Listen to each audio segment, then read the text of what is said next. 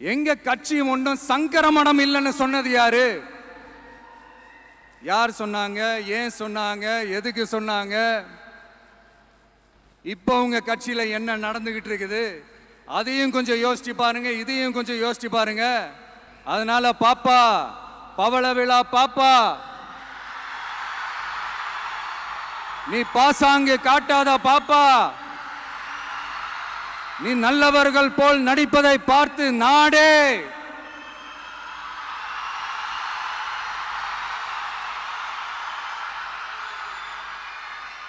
பாப்பான்னு சொன்னோம். அப்ப கூட பாத்தீங்கன்னா பாப்பான்றது ரொம்ப ஆசையா பாசமா சாஃப்டா தான் சொன்னோம். அதையே நீங்க அதிர்ச்சியா எடுத்துக்கிட்டீங்கன்னா அதுக்கு நாங்க என்ன பண்றது? அதே நீங்க விமர்சனம்னு சொன்னீங்கன்னா நாங்க என்ன பண்றது? இன்னும் நாங்க விமர்சனம் செய்ய ஸ்டார்ட் பண்ணவே இல்லையே, இன்னும் நாங்க அடிக்க ஸ்டார்ட் பண்ணவே இல்லையே, அதுக்குள்ள அலர்னா எப்படி?